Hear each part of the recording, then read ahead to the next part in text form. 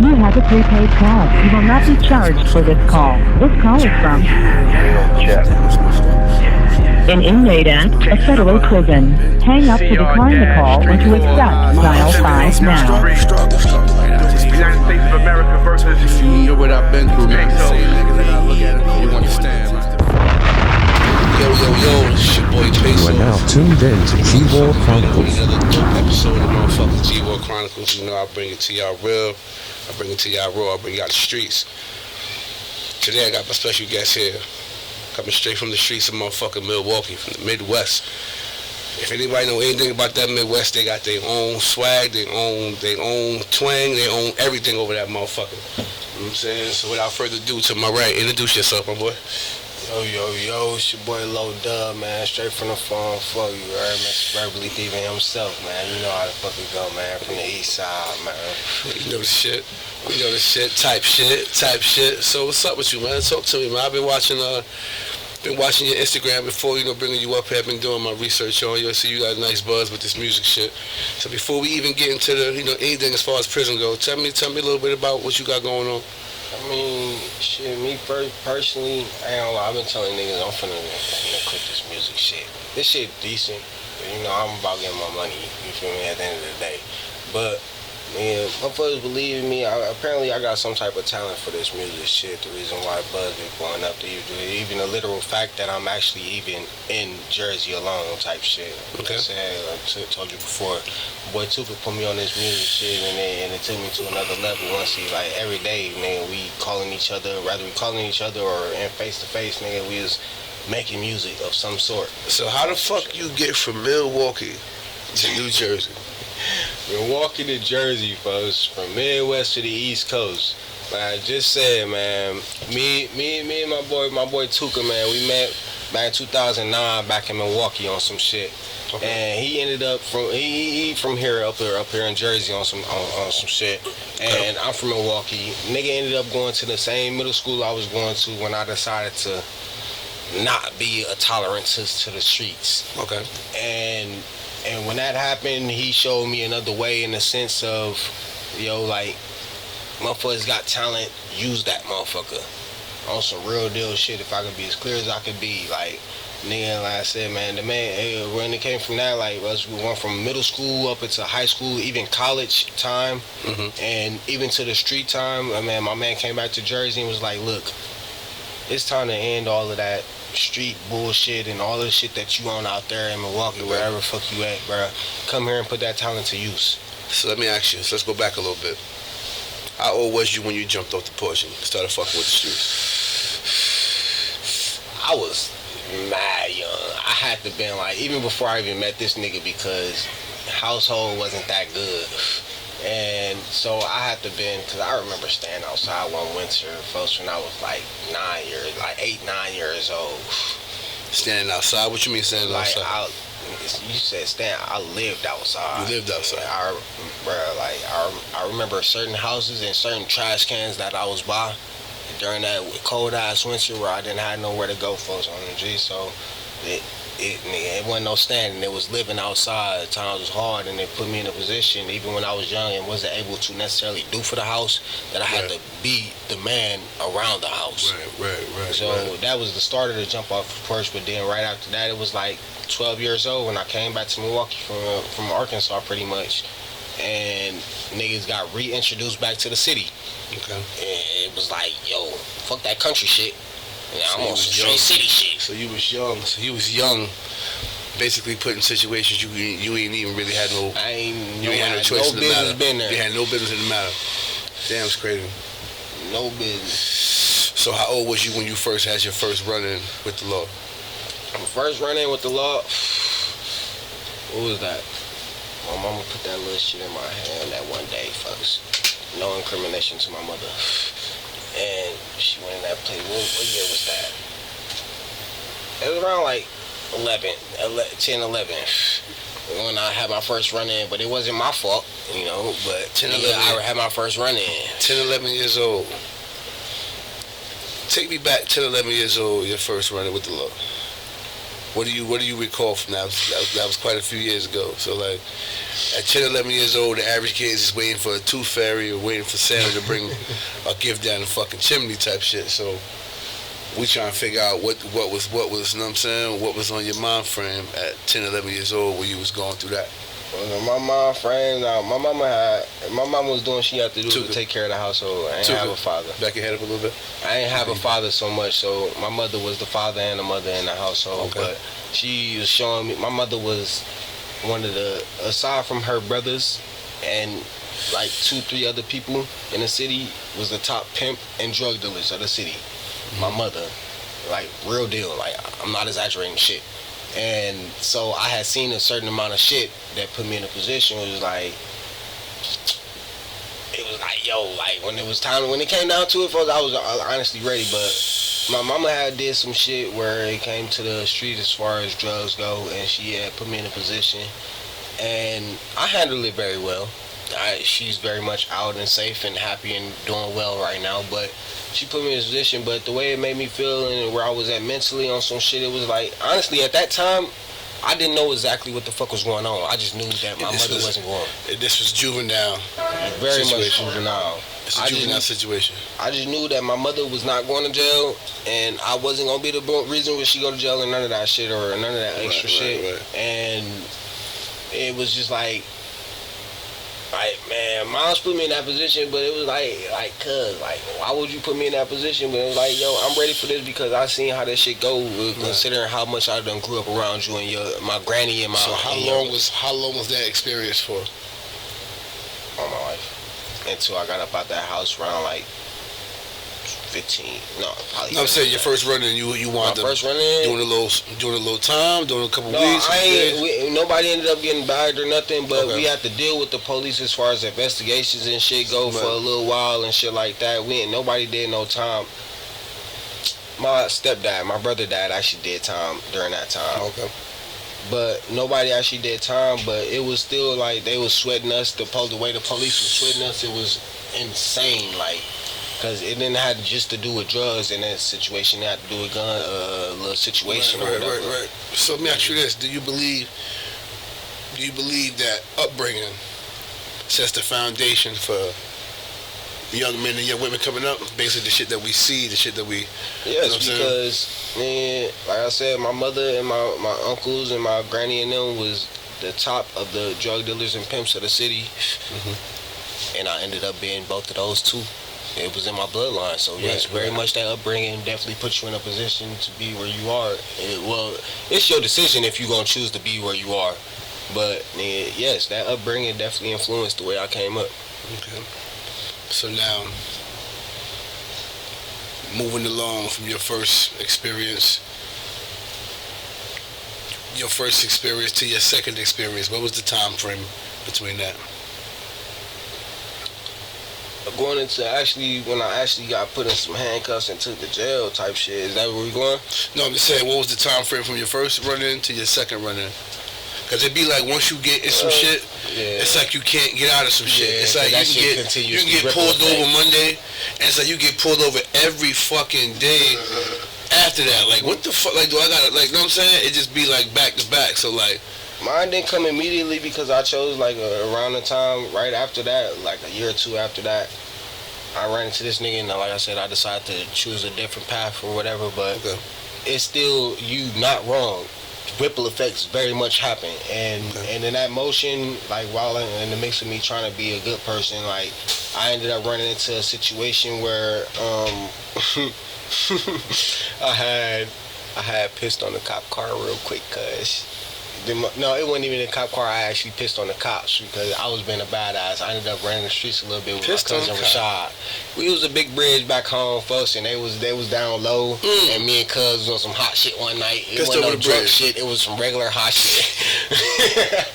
That's some bullshit. That's some bullshit. And they spent the block on us, ended up catching us after a nice little chase, and we ended up getting caught or whatever. And that shit continued to ripple effect from there, even to down to where they came to. I was being chased with guns and drugs and shit, like, and fuck the pissing on the cop shit, like, motherfucker, it came to a point where it ripple effect to me and my cousin you seen him, you seen me. Like, aside from this nigga, who was my brother, folks, two good folks, was always with me.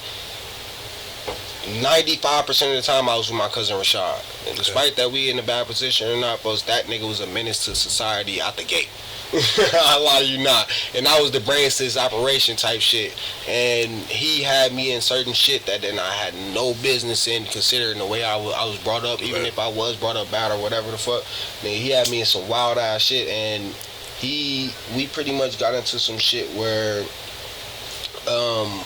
we had a stolen car, and we ride around getting our money. Let me say it like that.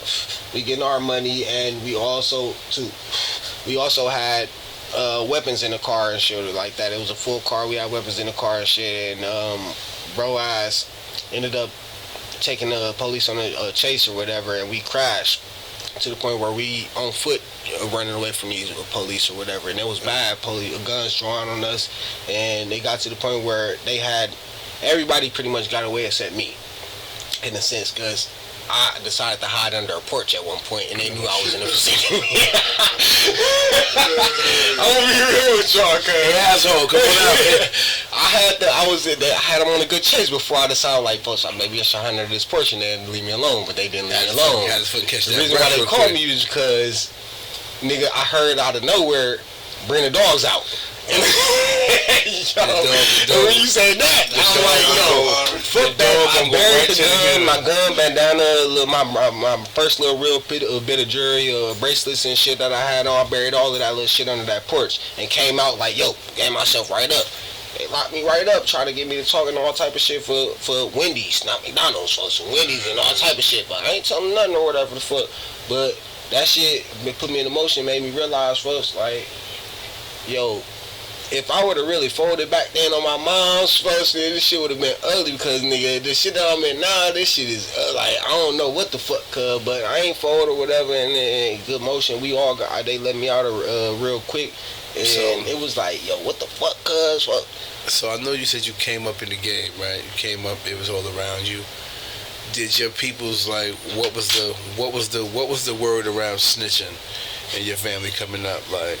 Was that like a conversation, or you just knew that wasn't something that you just knew that? Like I said, my family, from my granny and all of her children, was the biggest of drug dealers and pimps, female and male. We weren't playing shit. Nobody was playing none of that shit, bro. We don't even, not even to the slightest extent, no dry snitch, no none of that shit, bro. Like, my granny will fuck me up over some fool ass shit like that, slipping up. Right. We don't play none of that shit. Right. Okay.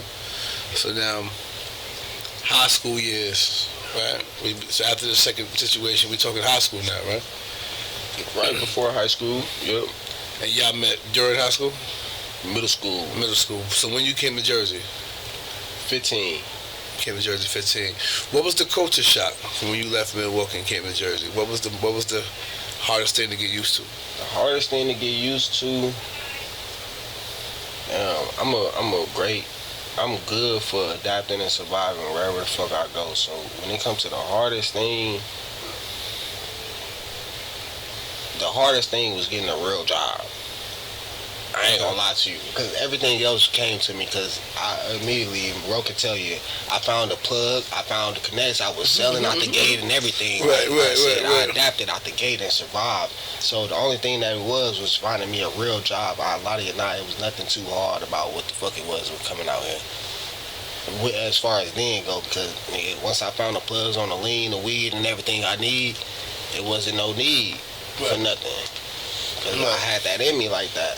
And just adapt and survive and hustle, make it happen type shit, make shit shake. That's all I ever knew. But yeah, I lie to you not, I can't even think of what was necessarily hard, because I was already a street, I was a tough nigga, I was a street nigga, combined on a pimping ass nigga and a drug dealing ass nigga type shit. I had every bit of that in me, so nothing was hard when I stepped out here. It was just so much of figuring out where the fuck I was, and if I wanna stay in this side, it's the street side, or wanna do something better in my life. And I was in the mix, because he was trying to get me to work. I needed to work. How hard was that choice for you to make? Like, That was real hard because when you sit back and think about the money, when it add up, man, the money that I made, bro, I had rapper money and wasn't even a rapper. Like, and niggas motherfuckers talking about like minimum on some, let's go with minimum 30, 40,000, 40,000 a year. Nigga, I made that in a month.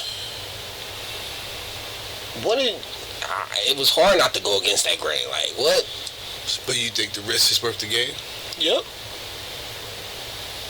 I mean, once you make that choice, hell yeah. Yeah, I mean, listen. In this life, you gotta be ready to take on whatever come with this shit. You know what I'm saying? And when you out here getting money, it's you against the police. It's you against the sticker boys. It's you against the competition. It's you against the out of town niggas. It's you against, you know what I'm saying? It's you against everybody. You know what I'm saying?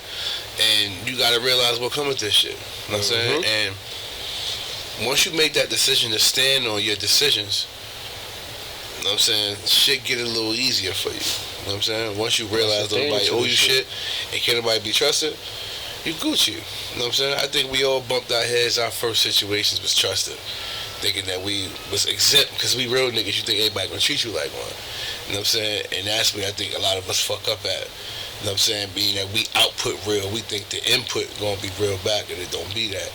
And you find yourself in this fucking reading the indictment papers with your man name on it and shit. You know what I'm saying? That part right there. Like, you know, like, so coming from the Midwest to the East Coast, basically, what music was you listening to out there?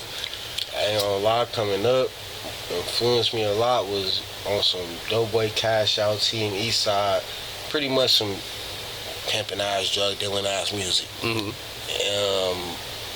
Other than that, like, we had my countryside where it comes from. My granny come from Mississippi, Arkansas, Louisiana area, and we had our little country there, but that's normal little country vibes. But when it came to me, man, like I said, it came to that pimping, selling drugs, and thugging type music, which was that. And those two people that them two people that I mentioned, Team Eastside and Doughboy Cash Out type people, them from Detroit. Like, we got our own people in our city that I listen to, but that shit did what I like to hear didn't come until a little later. Okay. What influenced me was from across the lake over there in Michigan and Detroit type shit. Okay. So gangster shit. Gangster shit. Okay. So you got locked up in Jersey too, right? I was close. It's closing a lot. I ain't catch Jersey yet. I almost did a couple months ago. Cause it was scary. I don't think I want to do it here. The much shit I heard. The shit I heard, I don't think I want to do that shit. Oh shit! I've been playing it real safe. I lie to you not, cuz. Yeah. I never did state time. I only did fed time. You know what I mean? And from what I hear, a lot of it's just more so not even the roughness of the spots of what I hear. It's just like the cleanliness. And it's the establishment alone that throw me off. The bro. conditions and shit. Word. So you say you did a total of like how many months you say you did? 5. The most in one time, 5 months. And HOC. And that was county shit. House of Corrections. Tell me about House of Corrections. Bruh, I lie to you not. 60 niggas, all bunk bags, one room. 60 niggas, bunk beds in one room. One room, 60 niggas, all bunk beds, bruh. And we up by 7 a.m., bruh. And lie to you not, the left side always used to cause problems, which was the side where I ended up being on when I got there, bruh. And I ended up having to be in the bullshit at the gate, to the point I had to fight the niggas that was the cause of the shit. But, man, like, bruh, it was horrible, bro. Being in a room full of grown-ass niggas that act like kids, bro, this was a real-life daycare. Like, I lie to you, it was a real-life daycare for grown-ass motherfucking men. So give me a situation that happened where you was like, oh shit, like I might have to do something to a motherfucker. Like, no, I really did something to a motherfucker. So it was this OG that I was bunking with, right? Okay. That nigga had me fucked up, cause in the first 2 weeks, I ain't never been in this type of situation. Like, yeah, I've been in jail a bunch of times. I done slept on the couch and shit like that. But that bunk bed situation was different.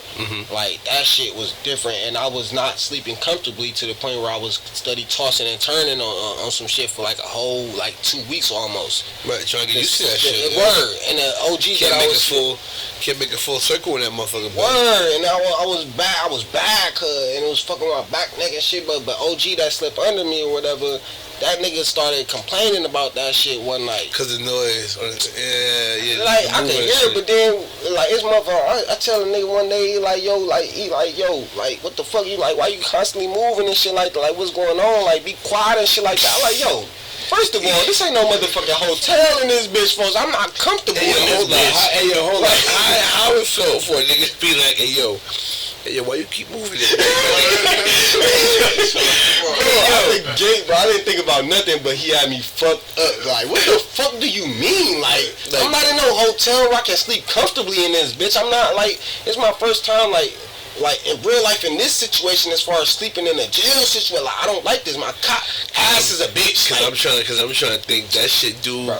Some of them shits be coming down damn near above your head. Should be bro, the cot that I had was worn as fuck. Like, it had no cushion in it or nothing, bro. I was sleeping on down there metal. Sleeping on springs in that motherfucker. Bro, like, it was straight metal, cuz I was pissed off. So, but I'm trying to make it work, cause I can't do nothing about that. I already done made a switch, bro. The second switch I got from my cot was even worse. Okay. But the nigga get to tweaking about it or whatever. The next morning, bro, I ended up speaking to him about it, cause he pressed me the whole night. It's the time to lay down, for we any movement, nigga. We ain't got no time tomorrow. It's down there at 23 and 1. Right. We had fucked up that day before. Everybody had fucked up. So, but I'm like, I ain't gonna tweak out, but I had very much a reason to tweak out because he was pressing me. Right. But the next morning, I'm like, yo, like, I don't mess with nobody in here. I don't say nothing, bro. Like, I write my music. I sleep at least like 12 hours of this day, bro. Like, what's up to you, cuz? Nigga got to speaking spicy to me. So I'm like, yo. What did he say to you? I want to know. I want to know what he said to you.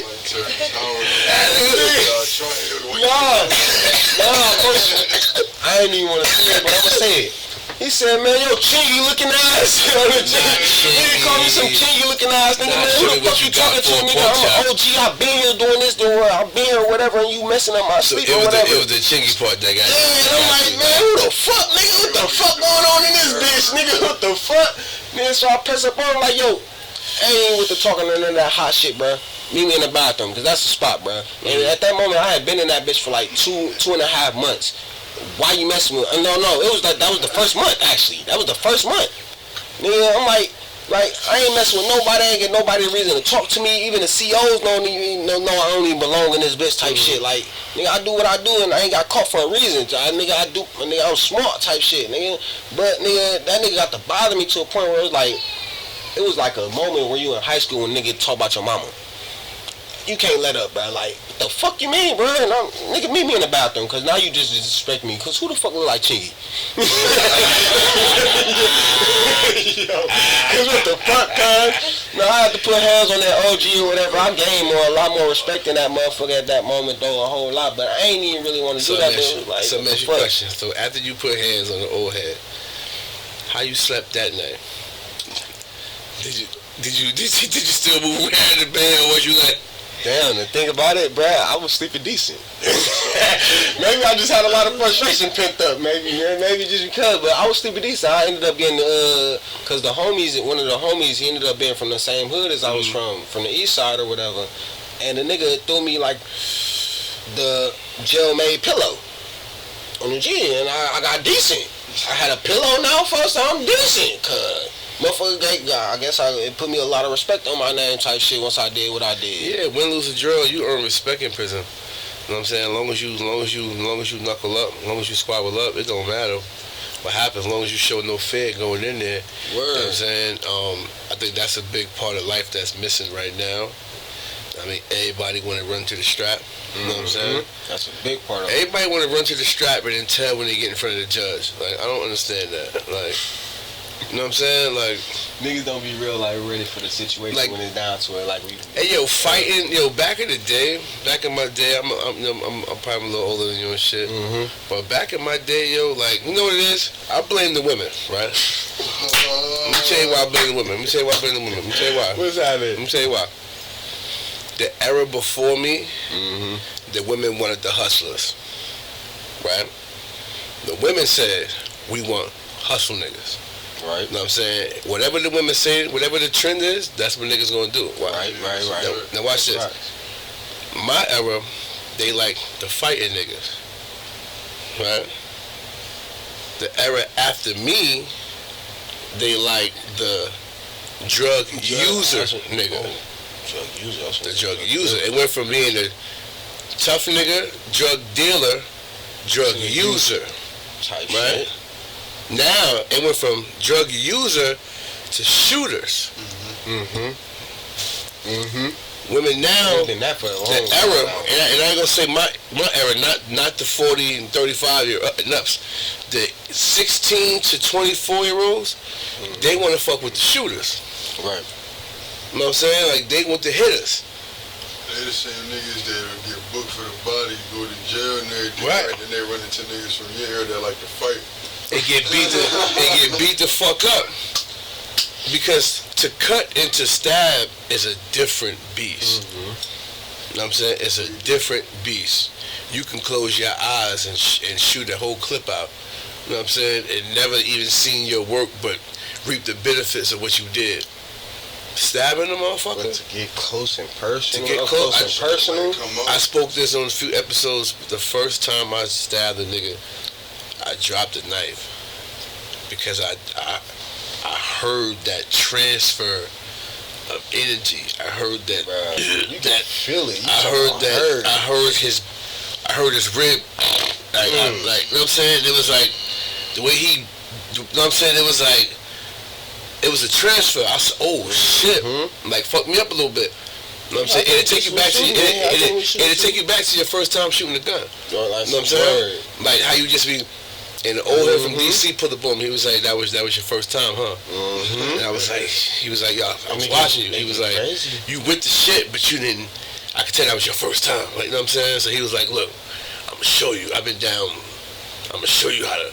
I mean, there's a method. Even when a nigga draw down on you with a gun, if a nigga draw down on you like this, he don't know nothing. You got your hand locked. You don't know nothing. One move, I could take that from you or tussle with you and possibly. But if a nigga come and he got that thing close to his body, and he got his other hand out and he patting you down, seeing what you got, moving you around. So no matter what you do, no matter how you, boom, no matter what you, and I got supreme control right here. You know what I'm saying? You got experienced niggas and you got unexperienced niggas. So if a nigga woke up with his gun, you're like, I'm just waiting for him to blink his eyes. You know what I'm saying? saying? I'm scared. I'm more scared of that unexperienced nigga than that experienced nigga. Talk to me. Why? Because I've said this a couple of times before in my time. Because one, I'm gonna put it like this out the gate. I hate to be accidental first body for somebody. I'm more scared of a nigga that's scary to do what he need to do because he's more likely to do that shit on accident.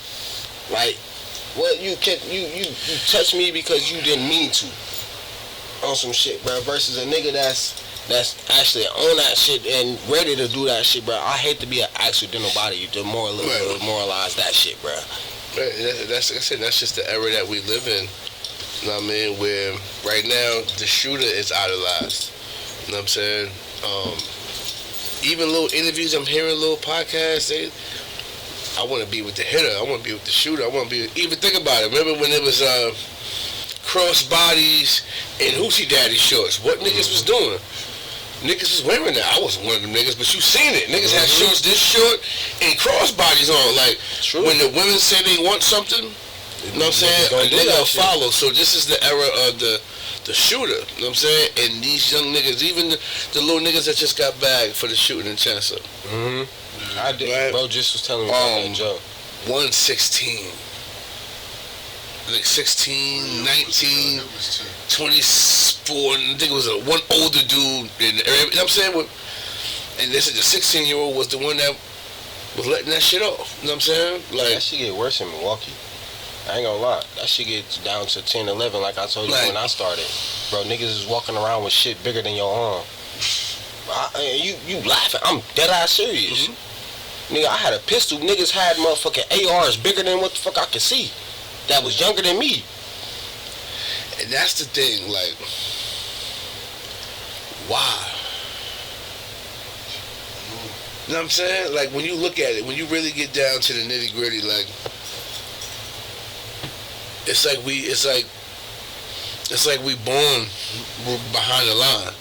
You know what I'm saying? Like, automatically, negative is the path you get pushed on. You know what I'm saying? And by the time you old enough to start making choices, your conditioning is already set. You know what I'm saying? Like, you already got your mind made up. You know what I mean? We definitely need more fathers around. That's a big thing. That's very much a big thing. I've been trying to do my You got kids? I've been bettering myself. Yes, I very much do. How many kids you got? 4 of my own, really 5, because I have a stepchild. That ended up not being mine, but she's very much mine. Okay. So that's very much the case. That's what's up. Yeah, that's the case when it comes to, like, I wasn't always the best father on some shit, and I can't blame the father that I never knew or had. But I do, because I didn't know how to be a father on some shit, because I didn't have a father to show me how to be a father. Right. On some shit, and that very much changes the perspective of, especially as even girls, like females need some type of father figure in their life, because it even comes from, like, the way women act now. Like, motherfuckers, I don't be mad at a lot of shorties that be like, motherfuckers, when it comes to spending money and shit, because a lot of females can get whatever they want from their dad. The women that do got their dads first in their life, nigga, you gotta show better than what the dad can present. Facts. On some shit. Facts. And it's a lot of women that don't have that necessarily, and still move on that emotion as far as what you do for me. But nigga, on some real deal shit, when it comes to that shit, bro, everybody need very much a father figure in their life, because it set a different example. No matter how much your mom played both roles. You need. I grew up with both my parents up until my mom passed, and then my father passed a couple years after that. Mom's gonna give you that softness that you need, that nurturing that you need. Pop's gonna give you that sternness that you need, that discipline that you need. Usually, whatever your father do, if he's a welder, he gonna take you to weld, and he gonna show you how to weld. If he a carpenter, he gonna show you how to build. You know what I'm saying? You learn your trade, you learn your mannerisms from your pops. You know what I'm saying? When you walking next to your pops, you want to stand next to him and walk like him. You want to get your hair cut like him, match outfits and sneakers. That's the man shit. Mom come in, give you that nurturing. Pops come in, give you the discipline. Think about it. Every time you go around kids, what they say, time to play, daddy here or stepdaddy here. They ain't getting thrown in the air by mommy. Mommy ain't throwing them in the air like that. So there's a certain bond. Even something right there, even 15 to 20 minutes of playtime when you come in the crib is enough. You know what I'm saying? For them to be like, do it again. You like, all right, that's it. You know what I mean? But they can't. Mommy ain't throwing you to the ceiling and picking you back up.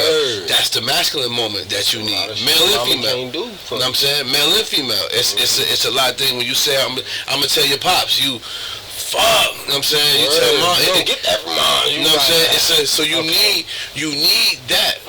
You know what I'm saying? You need that. Like, I ain't gonna hold you. I was scared of my pops for a long time. You know what I'm saying? I was a G, but when it came to pops, I was just like, I was totally respectful. You know what I'm saying? I was in fear. Like, that's my pops, yo. Like, hell no. Like, I'm not beefing with. I don't want to piss him off. I don't want to disappoint him. Mom, I push the line on moms, but I don't want to disappoint my pops. You know what I'm saying? To me, even doing the career that my pops taught me how to do, like, you know what I mean? I learned that shit from my dad. Like, you know what I'm saying? So when I see men that don't know how to change a flat tire, or don't know how to hang a curtain, or don't know how to paint the wall, the basics, I be like, damn, like, you know what I mean? like, you know what I mean? But I get it. Like, I don't know what's going on, why the single dad thing is so big right now. I don't understand what's going on. I got an idea what's going on, but that's for another. A couple ideas. You know what I'm saying? That's for another relationship podcast, and I ain't need to get into all that. That's very much a big factor. You know what I mean? But I know for a fact that it's a shortage of men on the street, and there was 7,000 niggas in the jails I was at. You know what I'm saying? Like, right. I know it.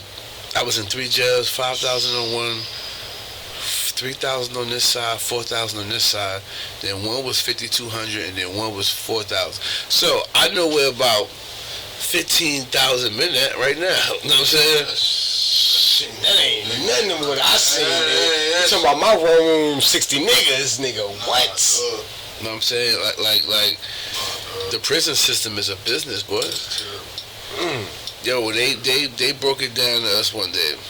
How they got a bed projected for a 1-year-old. That they know you're gonna come. They know that an inner city kid, out of 5 of y'all, 2 of y'all gonna grow up uneducated. When you uneducated, you drop out of school. When you drop out of school, you play the block. When you play the block, you either get shot or you go to jail. You go to jail, you come home, you go back to the same shit. And you go back to jail, and the same nigga who we was cracking jokes on because he couldn't read is motherfucking. My man's came home. My man's dad came home and took his son with him back to jail or some shit. What? What the fuck? What? Came home and took his son back to jail with him? Went and robbed some shit. Brought his son with him, robbed the bank and shit. And they both in the Who Scout. That's some father-son shit. Like I ain't gonna hold you like. I don't know. I ain't gonna hold you like. I think. I don't know, God. What's y'all take on this? No bullshit. What's y'all take on this? What's y'all take on women bringing kids into a prison to visit somebody? I mean, I think it's always good that a motherfucking child know who the fuck they came from, and let's get that out the gate. So if no matter what the situation is, if you're making sure that y'all know they parent, then that's one. But then, I don't know. I've never really thought about it. If you want to think about it, it's not too many. It puts you in a position to think about, like. You know what you're gonna say. You never thought about the mental conditioning it's doing for the kid, though. Yeah, it's very much putting them in that position. Like I don't know that one right there because I don't even know my dad to even know that. But I know my brother went through that. Cause think about it. And I'm gonna go from. I'm only speaking from experience. I've been visiting my brother in jail since I was a young kid. When you go visit somebody in jail, ain't it like popping? Nigga come out big as hell, come out fresh breeze, fresh dreads, wings spinning, everybody, we getting on love, you looking, you got the friend, you might have borrowed them sneakers, right? You might have borrowed them sneakers. They ain't even your khaki outfit for the visit. You need that. You know what I'm saying? But visit welcome. but when you come out, or you sending them still shots home, that's just an image, and you're not really going out there. Your mom hurting in this bitch. Mom stressed the fuck out. Little bro, don't come in here, yo, don't bring him back in here no more, yo. Like, we not doing that. No, I know much about that too. You know what I'm saying? The message is opposite. You know what I'm saying? A lot of our influencers came from a motherfucker who just came home from jail, or a nigga that was in jail. You know what I'm saying? You going to see him, you see everybody going to see him. He got the girls coming to see him, the family coming to see him. You like, yeah, mom. If I go to jail, they gonna come see me too. They gonna all the girls gonna come visit me too. They gonna throw me a party when I come home. You know what I'm saying? So what we doing? We really conditioning a motherfucker to think that you go to jail, you come home, you get a party, you get a record deal. And that's, you know what I'm saying, like, because if you look at it, all our popping rappers came home first. You know what I'm saying? And then touchdown. They came home first. First day out that shit. Right, like all our rappers, the image is you gotta go to jail. And then Not and big shout to all the rappers that did their biz. Big shout to Max B, big shout to Albie, big shout to motherfucking Gucci Man. I would throw out Blueface. Blueface, you know what I'm saying? If you did your time solid, stand up, and you was able to keep your buzz going while you was locked up, salute to that. Lucci, you know what I'm saying? But the way the media will push it, and that's not even your agenda. You just rap, you locked up, you going through a real life situation. But the way the media will prop it up as, you know what I'm saying, this is the way. You know what I'm saying? You're not gonna get a deal being regular. You gotta do something. You know what I'm saying? You gotta be known for something. You gotta be, because nobody go through what rappers go through. That much for sure. You know what I'm saying? Singers don't gotta tap in when they go to Cali. They do shit.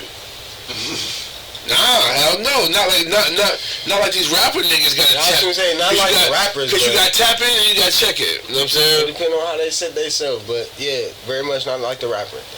Not like the rappers. You know what I'm saying? So, your music shit. How was you perfecting that when you was locked up? Hey yo, I lie to you not. I wrote one of the best joints when I was locked up in that little 5 months I was there. I even keep that joint to myself to this day.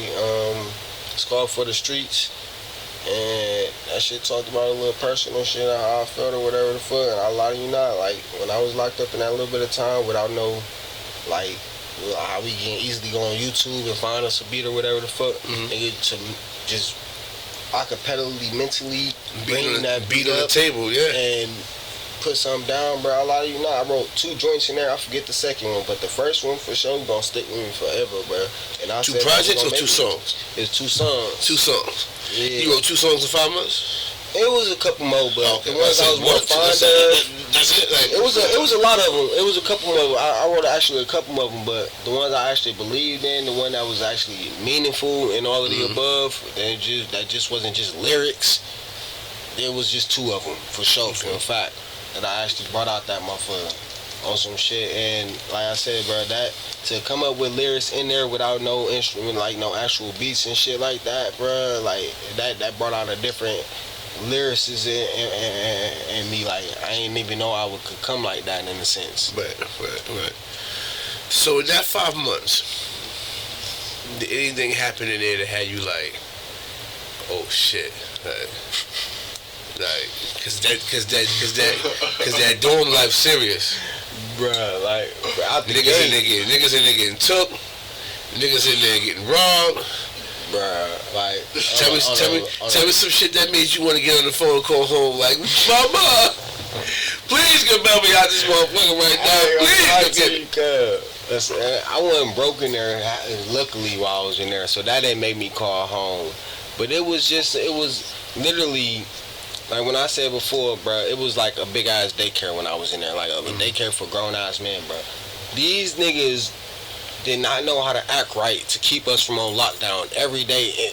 Bro, to be bumped every day, like for at least 20 hours of a day is crazy.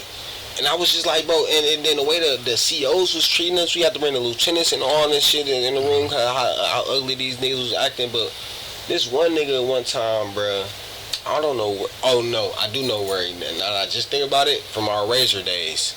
The nigga pulled out a razor one day, bro, and he had to get it from our Razor days where everybody shaved, bro. Okay. And he was 2 months behind me. Pot went out the razor type shit. Bruh, bro, we just got off of lockdown. Everybody in the pod happy that we finna get off of lockdown. We can get out the bed, and we'll get out the bus and go chill and shit. Okay. This nigga, we can get a bathroom break type shit. This nigga decides that he wanna beef with a nigga, knowing that we just got off of lockdown for almost a whole day and a half. Bruh, like, this nigga decides to go to the bathroom first on G. He decides to smoke a blunt. He was one of the fresh niggas in there. He just got in there. The nigga, he just got in there, but he knew the niggas from on the street. He just got in there. He ended up sneaking a blunt through his ass. I never knew that was a real thing, folks, until then. Niggas really brought weed in their ass. Like, yeah, boof. Bro. And then I seen it spark for the first time. Like, nigga, what? Wait, what? Batteries and all? Nigga, what? Wait, spark? What you mean spark? I seen niggas spark a blunt from the ass. Wait, what? Wait, I'm saying this exactly what it is. You brought weed in jail from your ass, and they sparked the weed from a battery from the toilet. Okay, yeah, you put the 2 metal things That's in the ass toilet, weed. and you put these in his ass. What you mean that's ass weed? Bruh, you brought it in through your ass, and you sparked it on the toilet. That's ass weed. That's crazy. I'm not fucking with it. I thought I was going. I thought maybe if I'm in it long enough, then maybe I need that weed. Maybe I might indulge. But the way that came in and the way I was told about it, that shit wasn't it. And he smoked that blunt. He smoked that little joint real quick, bro. And he came back out that bathroom and called Buddy out in the same hour that we just got off of lockdown. And the nigga cut this nigga $150. Gave him a $150 across the face. And we was locked down for the whole like week and a half. That was your first time seeing bro, something I was like, bro, like call the bell. And I don't even tell my people to call me, but if you like 2-3 months, bro, don't post no bell. Don't get these niggas our money. What are you talking about? I'll sit this little shit out. What are you talking about? Like what? But I was like, nah, fuck this. Bail me out. Bro, I'm good. I'm good in here, bro. This nigga just smoked some ass weed and got the cut niggas.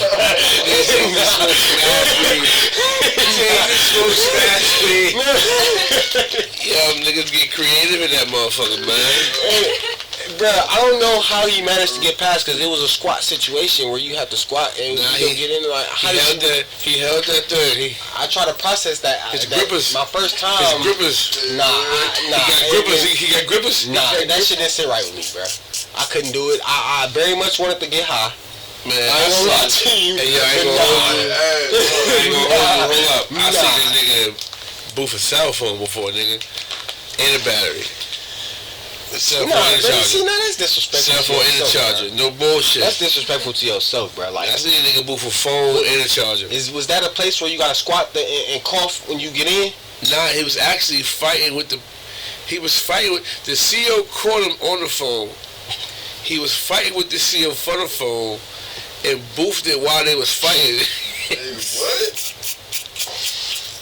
First of all, why would he have that in there while he's actually in there? Like, just leave it in your cell. But how you leave it in your cell?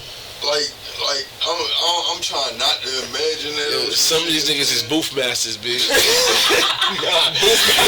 niggas is slow. You talking about booth masters? Niggas trampoline as hell, bro. You niggas is booth masters. Easiest word, bro. Like, nah. Niggas boofing laptops and shit. Like, that's what threw me off, though. I ain't gonna lie to you, bro. Like, the fact that that's real, that niggas real, like, be sneaking shit up they asshole and that motherfucker, that shit showed me something. Yo, like, wow. Tell you a quick story of the feds, right? I was in Leavenworth, Kansas.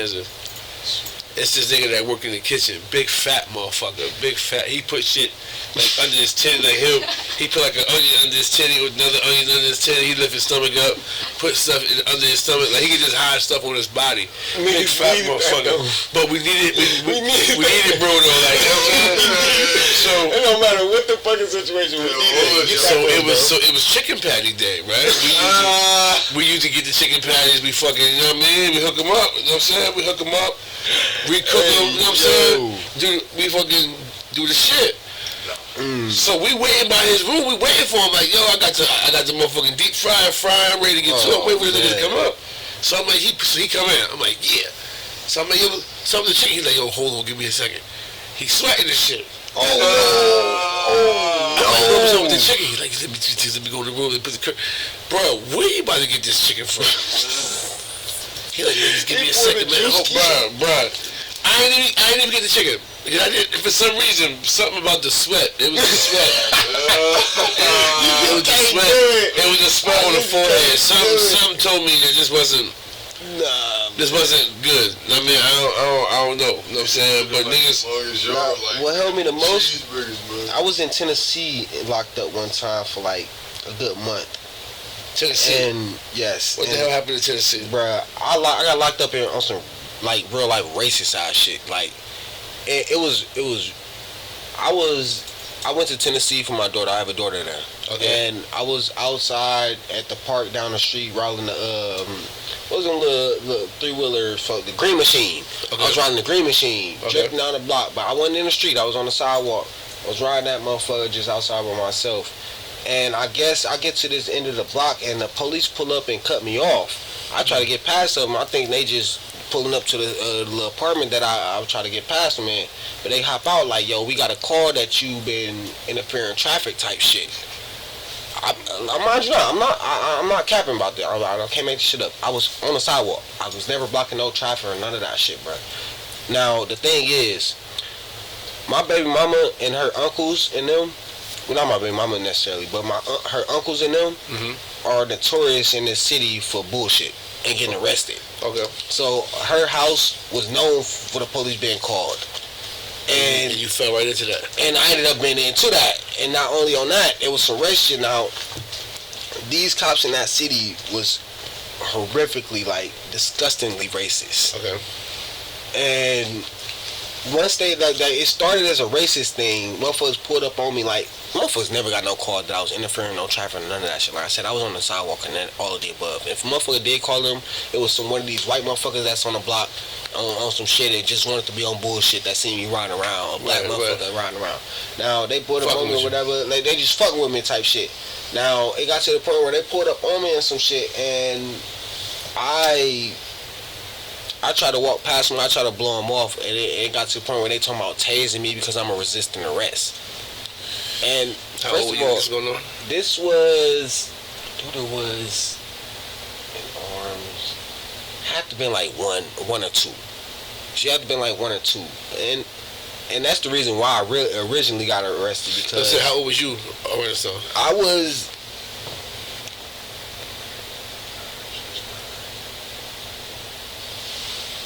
I had to be like 20. I had to be like 20, and I'm 31 now. Okay. I had to be like 20 at that time. Okay. And yeah, they pulled up on me on that weird shit or whatever, and I had tried to bypass them, and I already knew, I was already warned about her family and being involved with the cops and shit and how they get around there. So that's why I would try to originally bypass them or whatever.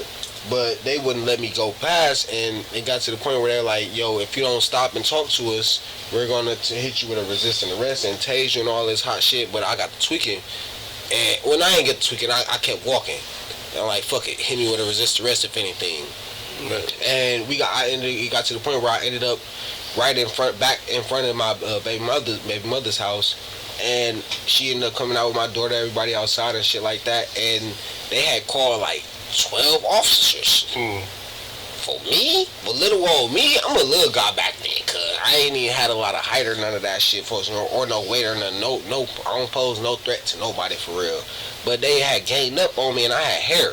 It got to a point where, folks, on the G, I get to tweaking because like y'all on some bullshit in front of me now, and I'm in front of my child. I don't want my child to see this or whatever the fuck.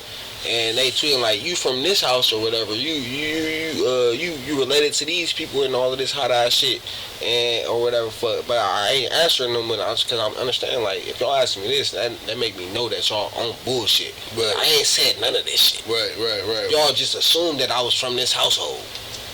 And the household. And it got to the point where they asked me, they finally stopped me, like 6 officers stopped me, and they asked my ID. I let them know I'm from Milwaukee and shit like this. I got the tweaking because the female officer is like, oh, you from Milwaukee, huh? How them officers come out there? They come better than us? Are they more lenient than us? I'm like, what the fuck is you trying to say to me? She like, are they? Man, what the fuck did she say? She said some wild ass shit that set me off. She was like, they ain't gonna shoot you out the gate or some shit like that. Basically, you had involved in being shot out the gate type shit. Oh, wow. Like, and out there, I'm like, yo, what are you trying to tell me right now? Like, fuck this shit. And at that point, I got the tweaking. I got the trying to back away from everybody. All these cops got me surrounded. They at that point, I guess I am technically resisting arrest. Mm-hmm. And the bitch decided to pull me by my hair. Gee, what? I lost it, cause what the fuck, you just came at me crazy. Now you pulling me by my hair, cause I had like 4 ponytails at the time. What? Then she got to pulling me by my hair, and they got at that point. And while she got me by my hair, the other officers got me all lifted. I'm lifted out the air. I'm elevated, cause all these officers got me, cause I'm not going for none of this shit. And they trying to stuff me in the police back of the police car. Bruh, I lie to you not. Fast forward through the story, folks. I'm sitting in this motherfucking cell. I'm not even a cell. I'm sitting in a holding with a tank top, shorts on, and regular sandals on some shit, like sandals and ankle socks, for 3 hours, cold, freezing. Damn, bullshit. I'm freezing, cuz, in the motherfucking handcuffs for no reason. Like, what's really going on? Y'all arrested me for nothing, folks. Oh, I forgot. They asked me while I was in the car on the way to the cell, Like, we know you deal with, we know you part of this household, and we know we done arrested these people so many times that we got this understanding. If you got something on you right now, just let us know. We make sure it's straight or whatever. What the fuck do you mean? Why the fuck would I tell you I got something on me? And what type of shit y'all on with me, cuz? And we get in there and they on this extra shit because I get the tweaking on them because of that. They sit me in that holding cell for 3-4 hours straight with nothing on, folks. And then after that, folks, I ain't gonna lie, I was in isolation for like a month straight in that Tennessee cell for no reason. By yourself? No reason. Because I was involved with that household and the people and they notorious for getting in trouble over there. I never had a case. How was the isolation in there? Well, I read like a motherfucker.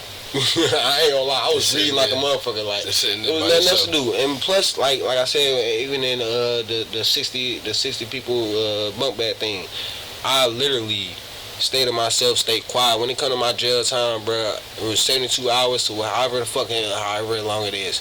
I sit there and chill and sleep that time away every time, bro. Even that 5 months, I literally was quiet. At least 3.5 for those 4 of those months. But it was quiet, sleeping that time away.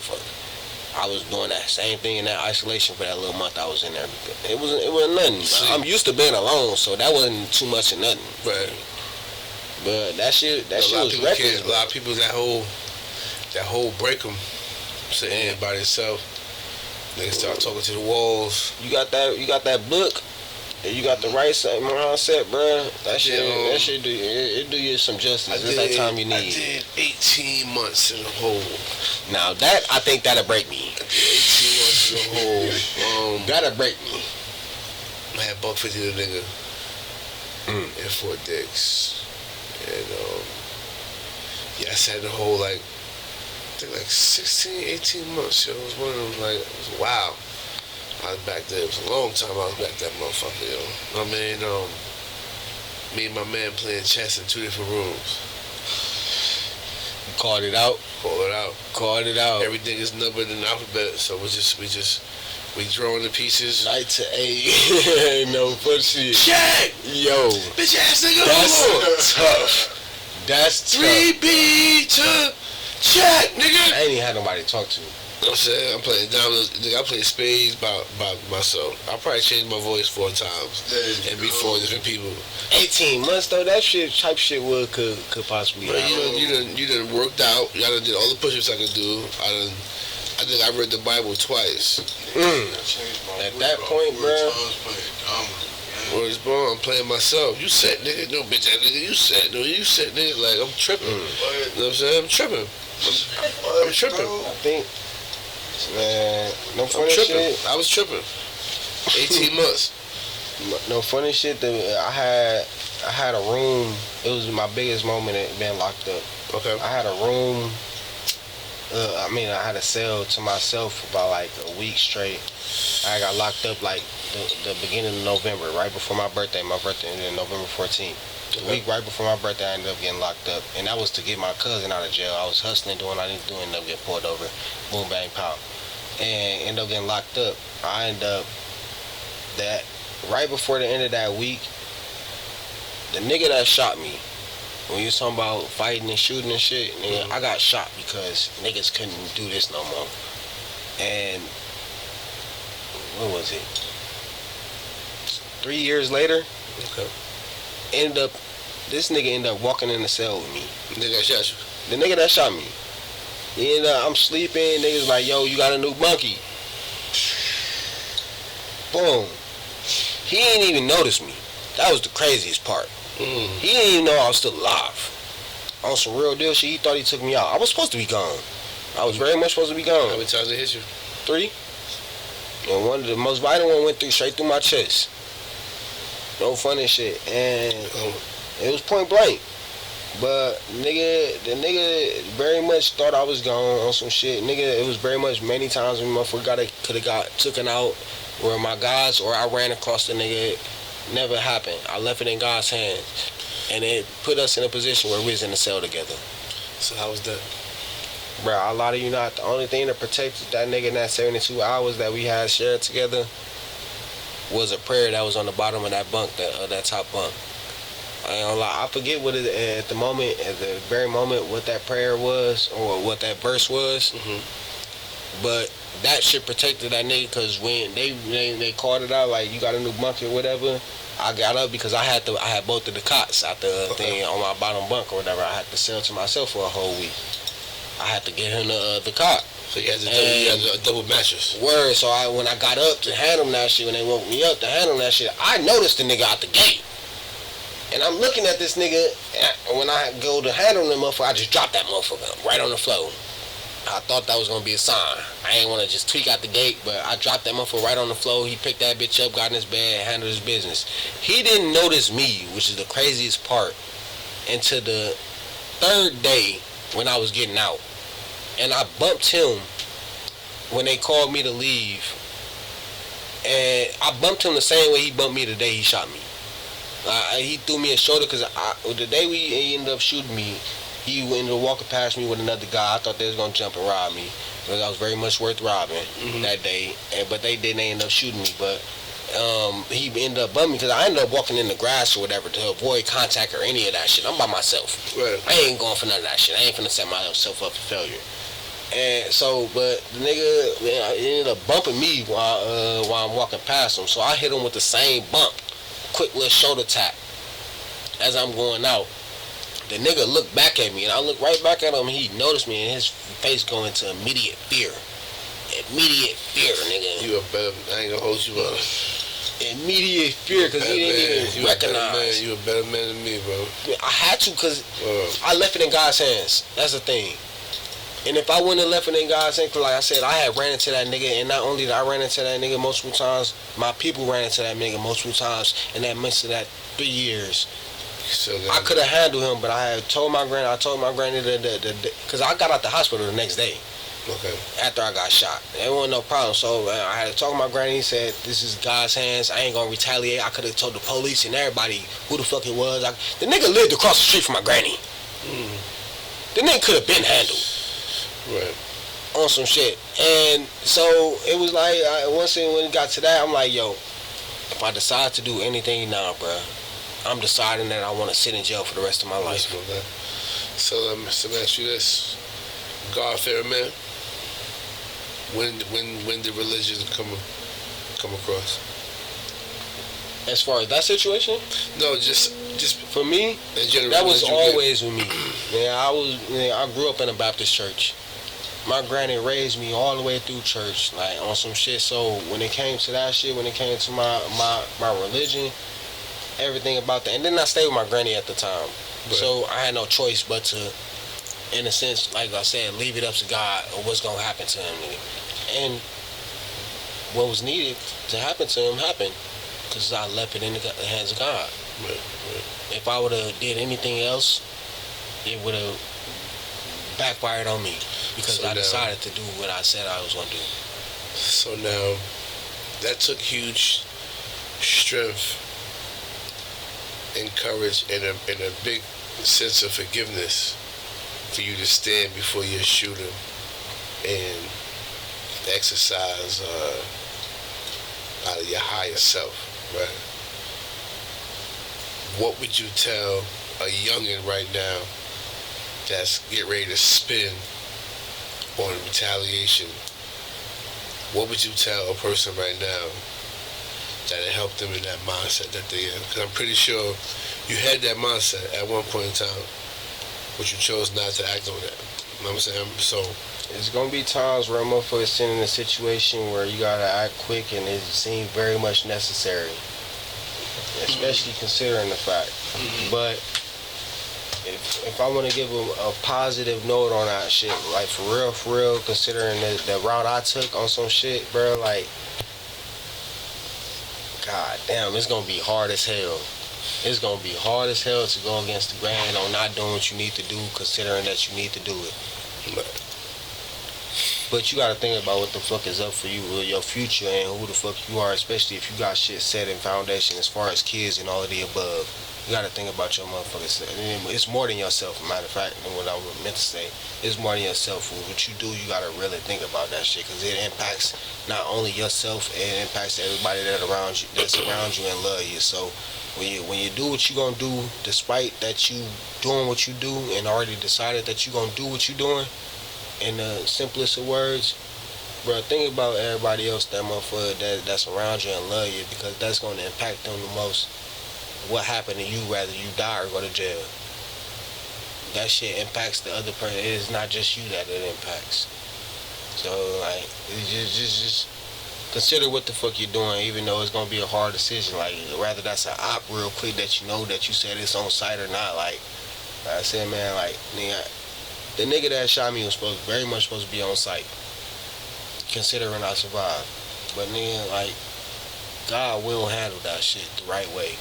Eventually, even if it ain't right away, my nigga, it will get handled. And my situation got handled the way I wanted it to be handled. But, you feel me? You know, it will be handled. Very much, bro. Like, so, like, it might be hard, but... So take me to the day you got shot. 2015. That was a hard time. This nigga just had left me. This nigga Tuka, we had just had... Well...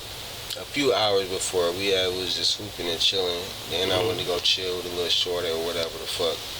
Now I had left early that morning. Now beforehand, the reason why this nigga shot me, well before the reason why he had reason to shoot me was because 3 times beforehand we had fought, and this shit is lethal. I'm telling you, my shit is lethal. Okay. And I did, growing up, I did karate, jiu-jitsu, and boxing. Okay. So I had very much training, and I quit boxing because I was told that if you get your hands licensed, you can't just be whooping on motherfuckers. You will go to jail. Facts. So I quit.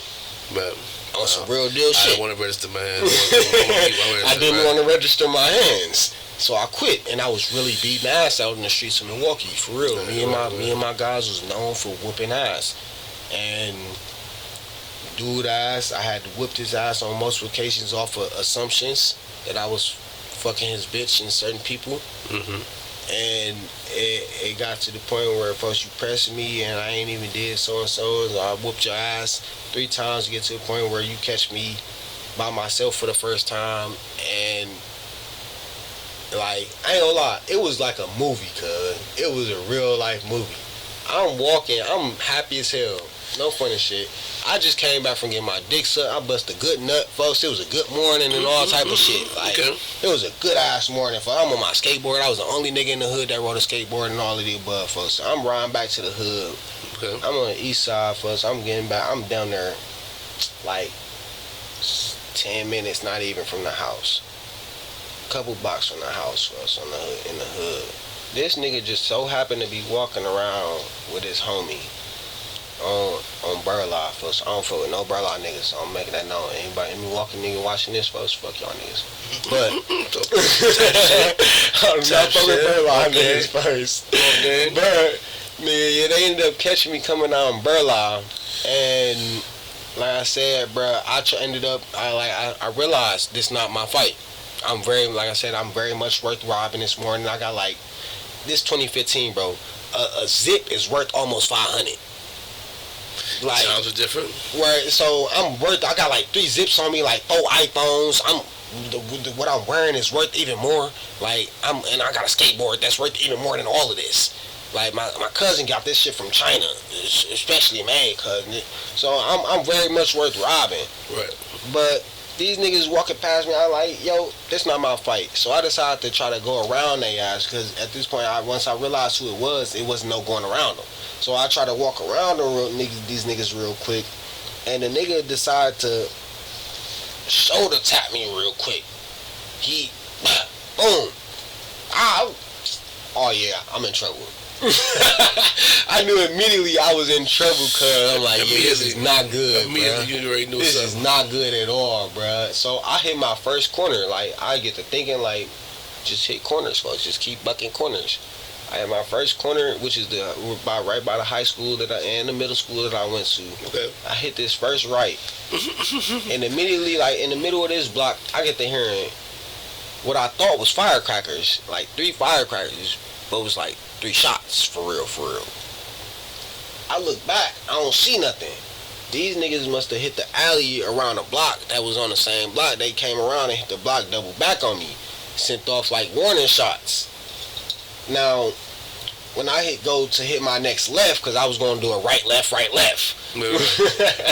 These niggas, once I hit my first left, first before I even worry about them, it looked like the block is people on the block, kids on the block, and people on the block. This is a normal school block or whatever. It's people on the block. It's people there. I hear these next 3 shots come up. I look back, and then I look back. Ain't nobody outside. Nobody outside at all. So that's why I'm like, yo, shit really real. Right. Something going on. Yeah, bro. So I must have hit my first right, which I should have hit the second right instead of the first one. These niggas, by the time I hit that first right, these niggas cut me off coming through an alley. And some more Ricky shit. I was gonna run, but I'm like, bro, these niggas already got me walked down, bro. Some boys in the hood, Ricky shit. Yeah, bro. I'm like, bro, I got that shit. Fuck it. I'm like that. I can post up. The police even got this shit on camera from a bar that was right on the end of the corner, folks. I seen this shit. The police try to tell me after seeing the video that I was the one that started this shit. Okay. But I end up squadding up or whatever. I end up deucing up with these niggas. I see both of them walking me down from the other side of the street. So I'm like, fuck it. I gotta protect myself. I gotta defend myself. By the time they hit the middle of the street, folks up gun. Oh, a word? I threw this up. The first shot hit me in the arm right here. Bounced off my wrist, broke my shit, bounced out. Luckily, because it was one of these. That wasn't that. That would have been a headshot completely.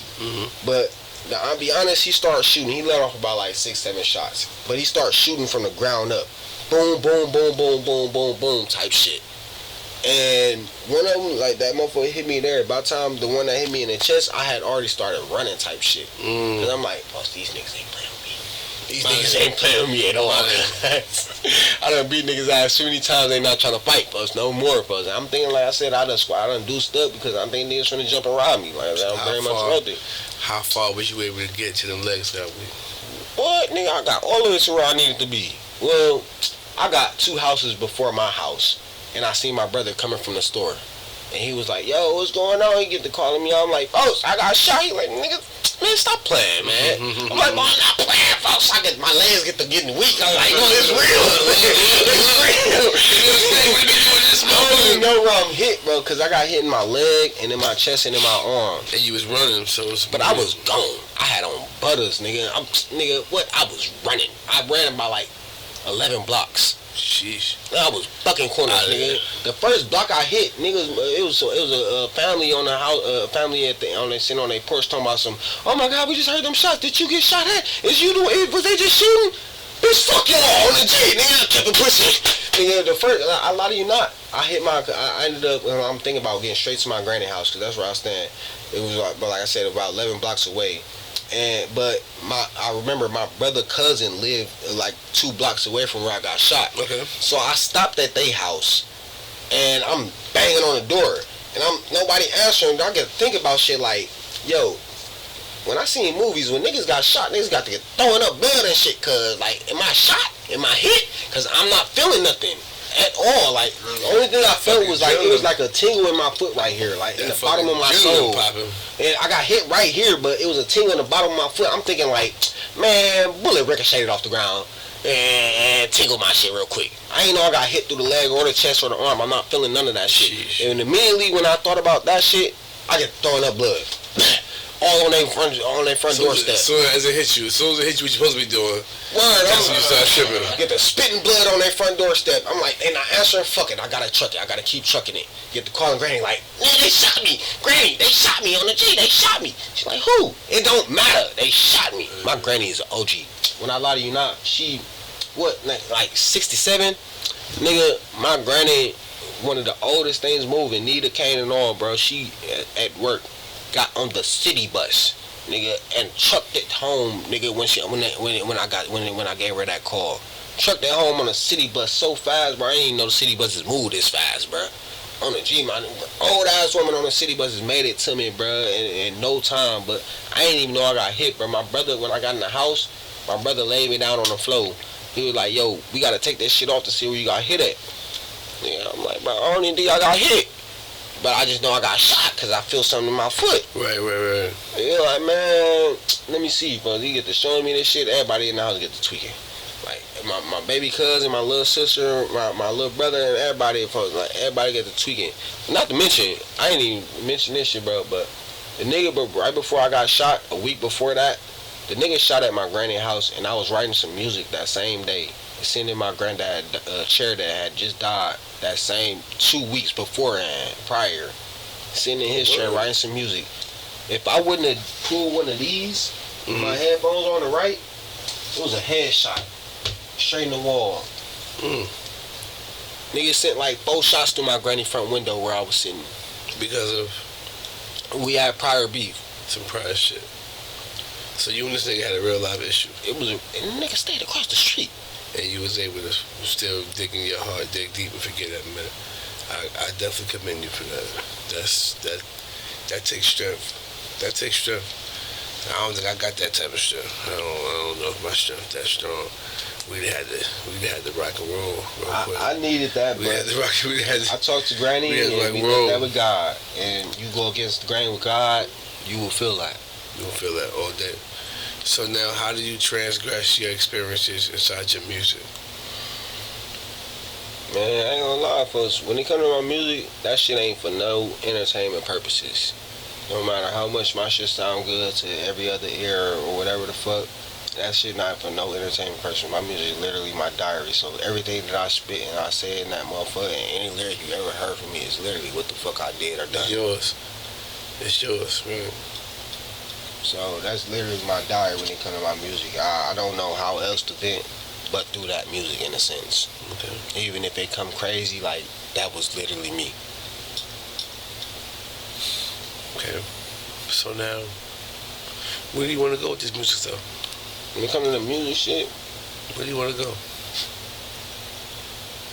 I don't know, but I ain't gonna lie to you. Like, motherfucker good with this shit. Like I said, my son, bro. I'm good on these beats, bro. But I'm better in that hustle, bro. But if motherfuckers believe in me the way they do, folks, one day, in one way or another, this shit gonna show for itself. If it do. But I ain't pursuing this music too much. I ain't gonna lie to you. I'm trying to find some bread. Okay, I get that.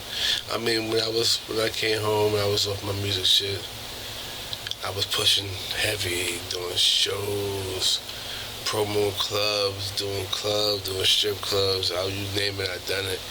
I had I had a deal before I got locked up. I had an independent deal down in Richmond, Virginia. But me going to jail fucked up the whole situation.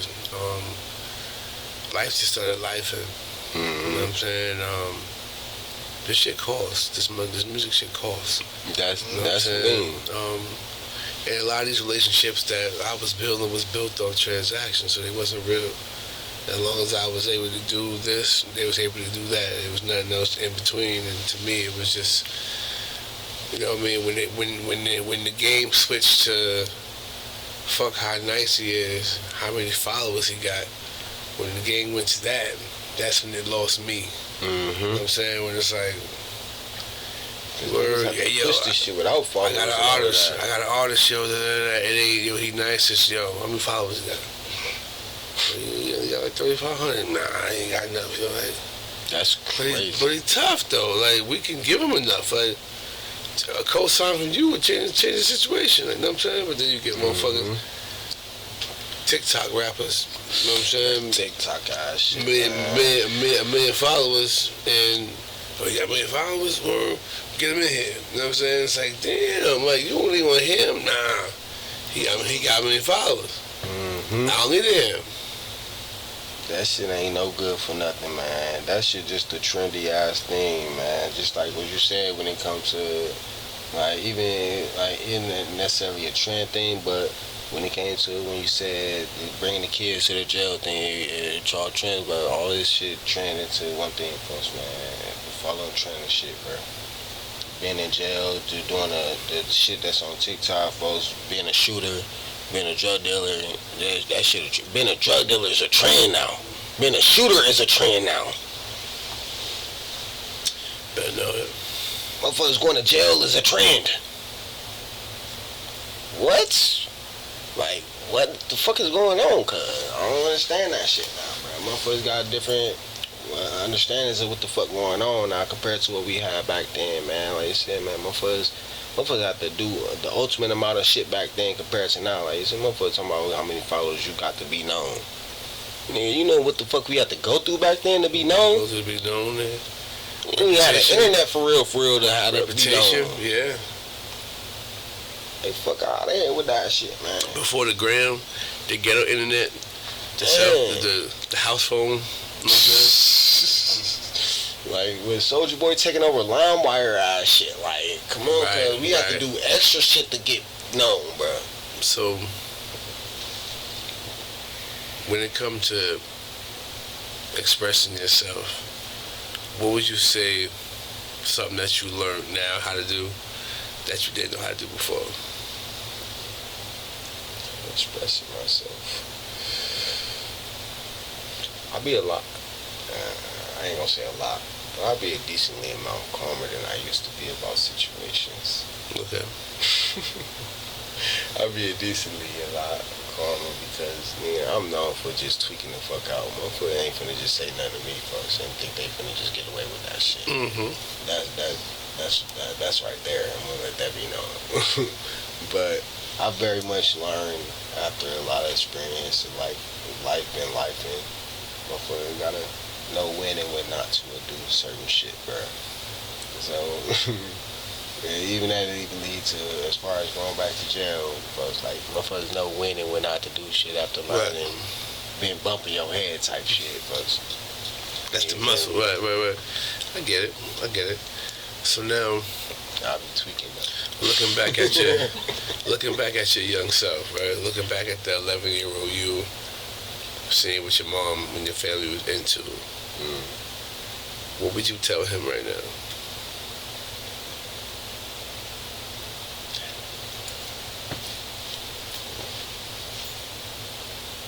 The most important thing that I want my old self to know.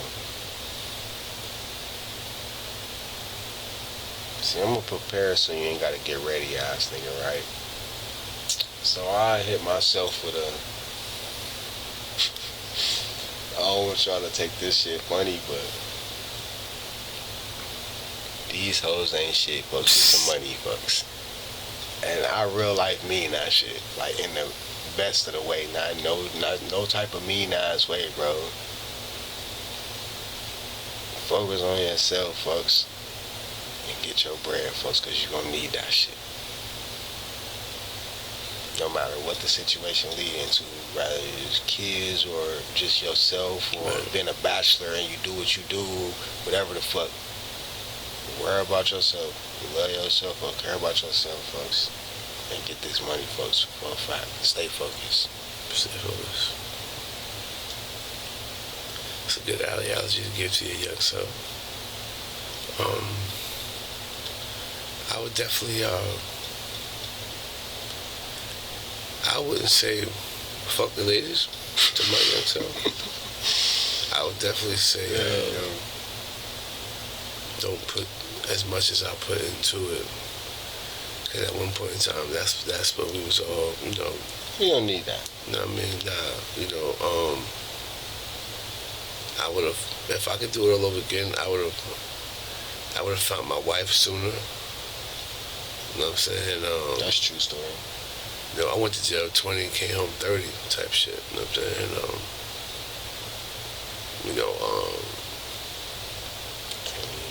I would tell him to, I've been dodging.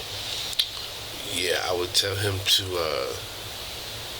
stop worried about some reputation. Frivolous shit. Because the reputation I've built for myself between the ages of 15 and 20 when I left is the reason why now I can't work certain jobs or move in certain places. You know what I'm saying? That made me want to change what I said. So saying that. I would tell him, fuck that name you building for yourself. Build a legacy, not a name. You know that's what I'm what saying? that's right there. That's my answer. I would tell my young self that it ain't all about you. You know what I'm saying? I would tell my young self that make your mind up. I never made my mind up. Like I remember career day, and I'm asking everybody, what y'all want to do? I want to be a lawyer, a doctor, a teacher. And when it got to me, I was just like, I don't know. And I think that right there gave me minimal purpose to work towards, because I had no. That's why I hesitated, because I was in that same mindset. And it's crazy because I know niggas who was like, I want to be a lawyer, and my niggas lawyers now. You know what I'm saying? Every day they strive to become lawyers. You know what I'm saying? Want to be. With no goal, with no objective in mind. That's why when niggas hustle, they burn money up because there's no goal in mind. Word. That's what I put saying? it in my song. With that being said, like, I've been aiming for the stars, but never really had a target. There's so many stars up there, but never had a target of where So I'm fucking going. if you getting money, you just get money. That's all you're gonna do. But if you like, I want to open up this business. The business gonna cost me $60 to open it, $50 to run it. So I need a good. Now I gotta get this $150. I get this $150. I'm cool. This money gonna open up the business, and I'll be able to sit back and relax, employ motherfuckers. You know what I'm saying? And really get to the chicken. I mean, we don't think like that. We just hustling for the weekend. Hustle for the moment. Hustling to go out Friday, Saturday, Sunday. You know what I'm saying? That's really what this is for. We just want to go out. You know what I'm saying? That's our problem. That's why we end up in jail. But they get fly for the weekend. You know what I'm saying? So Careless. Somebody gave me a quote when I was locked up. He said, "Begin with the end in mind." I like that. How you want your story to end. And once you figure out how you want your story to end, then you can start it. You understand what I'm saying? That's a good one for me.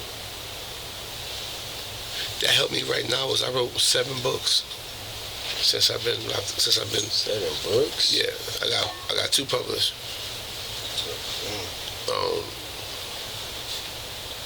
You write the end of the book first, and I can help you write the beginning of it, maybe the middle of it, because you know how you want to end. You know what I'm saying? So you apply that same knowledge here. I want to end. I want to die successful. I want to die wealthy. I want my family to be either wealthier when I die. I want to die a good person. I want to be remembered as a good person.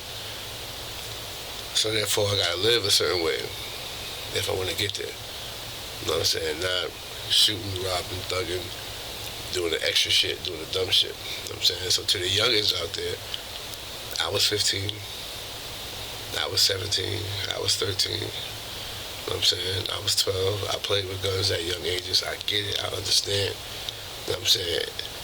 And I sat in jail for 10 years. And it wasn't worth it. You know what I'm saying? I could never get those 10 years back. At all. I would never see 21, 22, 23, 24, 25, 26, 27, 28.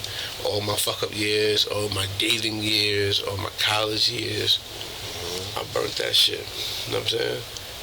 And as a 42-year-old man, it is hard for me to do certain things with these felonies on my back. Even something as simple as when I get pulled over, they come to my car with their hands on their guns.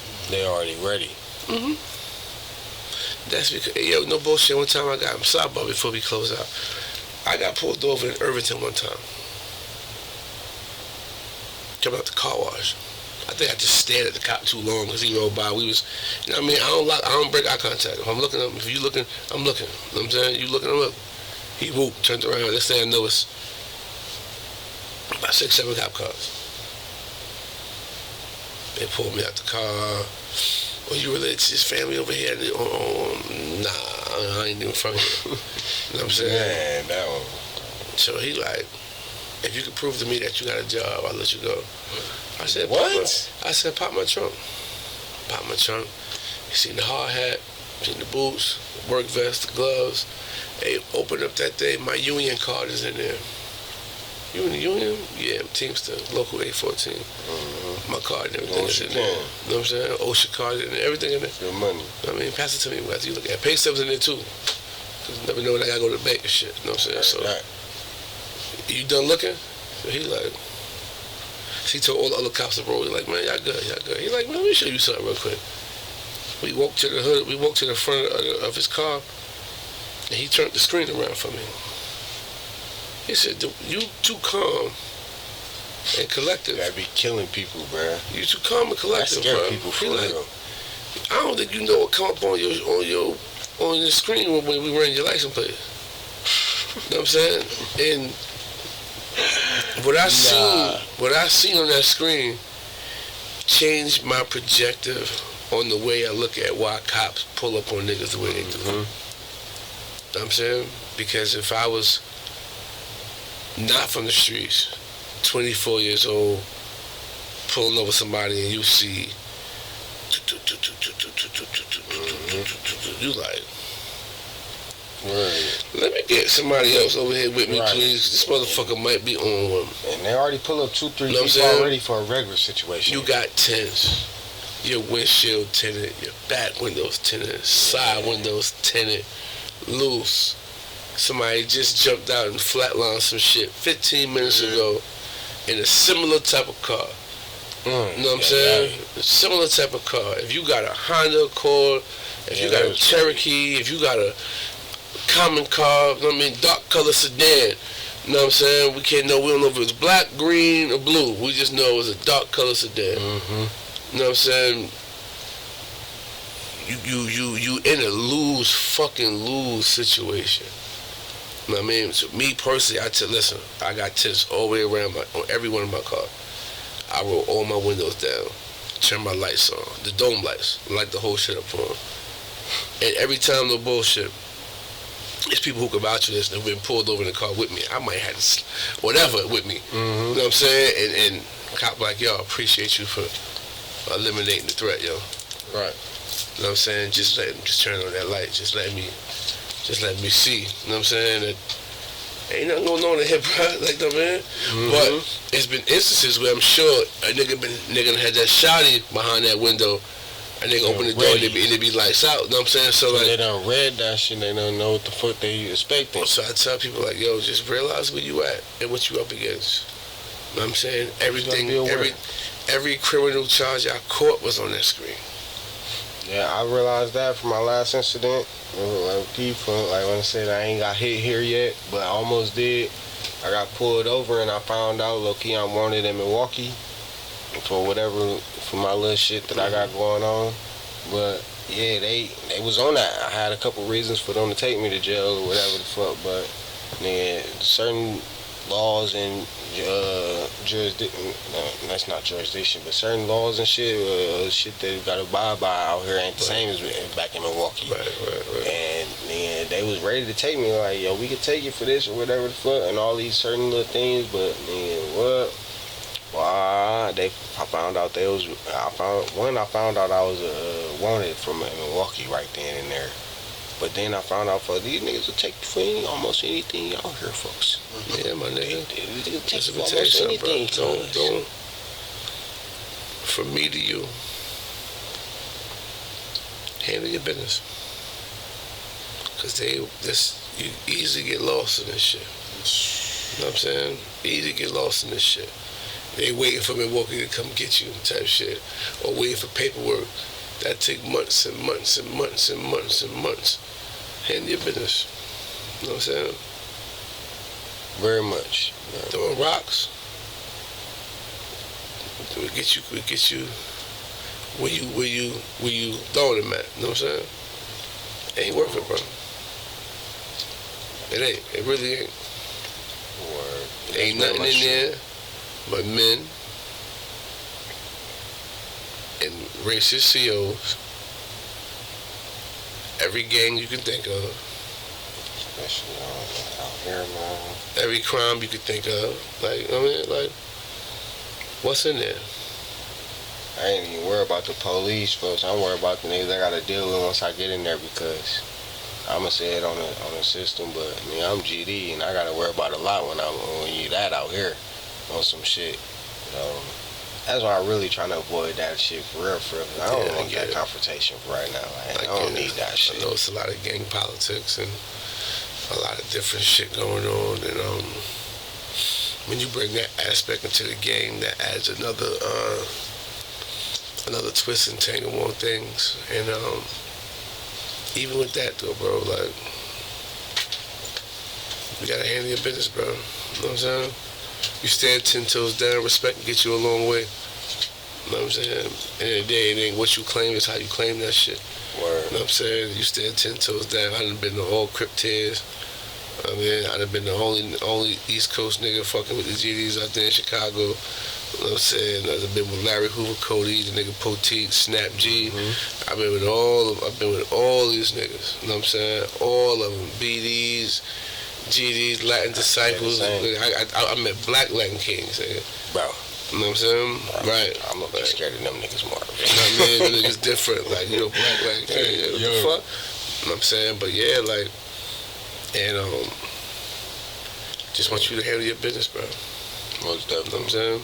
Get to it, get your money, push your music. You know what I'm saying? If you got people that believe in you, you got to believe in you more than they believe in you. You know what I'm saying? Push yourself, past the limit. Take this shit serious. There's money out there. It's $1 billion pie. I just want a piece of that shit. You know what I'm saying? Get to it, man. For sure. So anything you want to say to your fans? Anything you want to say to your viewers? I mean, shit, man.